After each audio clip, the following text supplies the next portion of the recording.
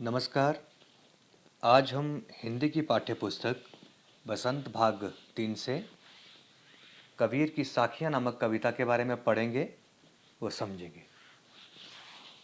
उम्मीद करता हूँ कि आप इस वीडियो को ध्यान से देखेंगे। अगर आपको ये वीडियो पसंद आए तो आप इसे लाइक और चैनल को सब्सक्राइब करें। तो आज का वीडियो शुरू करते हैं। कबीर की साखियाँ, जो ये कविता है, ये कबीरदास जी ने लिखी है। इसमें जो पहली साखी है वो इस प्रकार से है। जाति न पूछो साध की, पूछ लीजिए ज्ञान। मोल करो तलवार का, पढ़ा रहने दो म्यान। पहले हम इसके शब्दार्थ के बारे में जानते हैं। साध का अर्थ होता है साधु, मोल का अर्थ होता है कीमत या मूल्य, तलवार का अर्थ होता है तलवार, मयान का अर्थ होता है जिसमें तलवार रखी जाती है। अब हम इस साखी को पढ़ते हैं और इसके अर्थ को समझते हैं। जाति न पूछो साध की, पूछ लीजिए ज्ञान। कबीरदास जी कहते हैं कि हमें किसी साधु की जाति नहीं पूछनी चाहिए, बल्कि हमें उनसे ज्ञान के बारे में पूछना चाहिए। अगली पंक्ति, मोल करो तलवार का, पढ़ा रहने दो म्यान। कवि कहता है कि जिस प्रकार तलवार की कीमत होती है, मयान की नहीं, मयान को पढ़े रहने देना चाहिए। साथ ही साथ कवि यह भी कहता है कि मनुष्य का जो महत्व है उसके गुणों से होता है, बाहरी दिखावे से नहीं। इस साखी के माध्यम से कवि ने ज्ञान के महत्व पर प्रकाश डाला है। अब हम पढ़ते हैं दूसरी साखी के बारे में। आवत गारी एक है, उल्टत हुई अनेक। कहे कबीर नहीं उल्टिए, वही एक की एक। पहले इसके शब्दार्थ के बारे में जानते हैं। गारी का अर्थ होता है गाली, उल्टत का अर्थ होता है उल्टना, अनेक का अर्थ होता है बहुत। अब हम इस साखी के अर्थ के बारे में जानते हैं। आवत गारी एक है, उल्टत हुई अनेक। इस साखी के माध्यम से कबीर जी कहते हैं कि यदि कोई हमें गाली देता है और हम भी उसे उलटकर गालियां देते हैं तो उससे गालियों की संख्या बढ़ जाएगी। अगली पंक्ति में देखिए कवि क्या कह रहा है। कह कबीर नहीं उल्टिए, वही एक की एक। कवि कहता है कि यदि हम गाली का उत्तर ना देकर मौन रहें तो गाली की संख्या एक ही रहती है।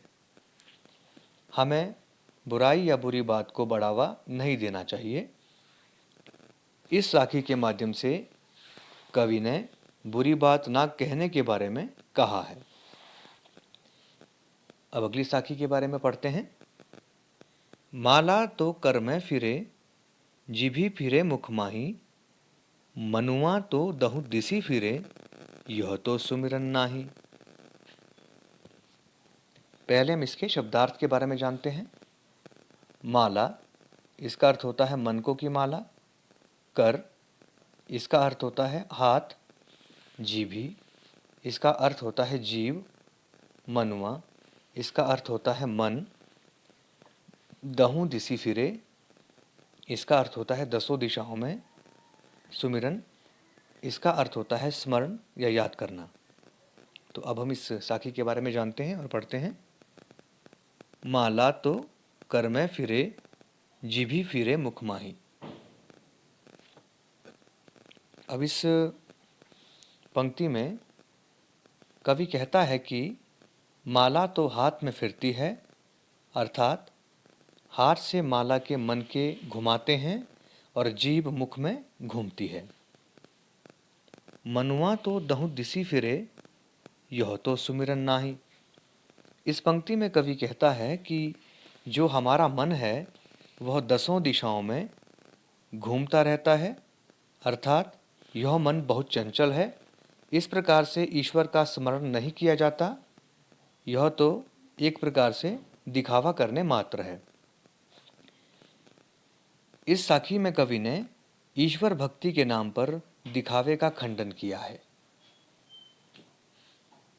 अब जो कबीर की जो चौथी साखी है उसमें कबीर जी क्या कहते हैं? कबीर घास ना निंदिए,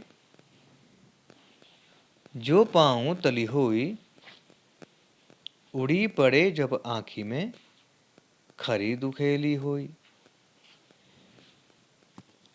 पहले हम इस साखी के शब्दार्थ के बारे में जानते हैं। निंदिए का अर्थ होता है निंदा करना, पाँव का अर्थ होता है पाँव या पैर, तली का अर्थ होता है नीचे, पड़े का अर्थ होता है गिरता है, आँखी का अर्थ होता है आँख, और दुहेली का अर्थ होता है पीड़ा। अब हम इस साखी के अर्थ को समझते हैं। कबीर घास ना निंदिए, जो पाँव तली होई। इस साखी के माध्यम से कबीर जी कहते हैं कि हमें कभी घास की निंदा नहीं करनी चाहिए, जो घास हमारे पाँव के नीचे दबी होती है।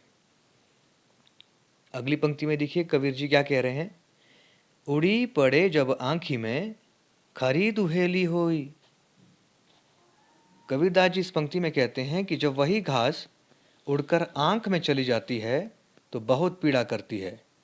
कहने का भाव है कि गरीब व दबा हुआ व्यक्ति जब जागृत होता है तो वह बहुत कष्ट देता है। इस साखी में कवि ने किसी की निंदा ना करने के बारे में बताया है। अब हम जानते हैं कबीर की अंतिम साखी। जग में बैरी कोई नहीं, जो मन शीतल होए, या आपा को डारी दे, दया करे सब कोई। पहले हम इसके शब्दार्थ के बारे में जानते हैं। जग का अर्थ होता है संसार, बैरी का अर्थ होता है शत्रु, शीतल का अर्थ होता है ठंडा या शांत, होए का अर्थ होता है होना, आपा का अर्थ होता है अहंकार, और कोय का अर्थ होता है कोई। अब हम इस साखी के अर्थ के बारे में जानते हैं। जग में बैरी कोई नहीं, जो मन शीतल होए। कबीर जी इस साखी के माध्यम से कहते हैं कि जिस व्यक्ति का मन शांत और निर्मल है, उसका संसार में कोई शत्रु नहीं है। या आपा को डारी दे, दया करे सब कोई। साथ ही साथ कबीर जी ये भी कहते हैं कि जो व्यक्ति अपने अहंकार और घमंड को त्याग देता है, उस पर सब दया करते हैं, अर्थात उसका कोई शत्रु नहीं बनता। इस साखी के माध्यम से कवि ने अहंकार और क्रोध को त्यागने की बात की है। धन्यवाद।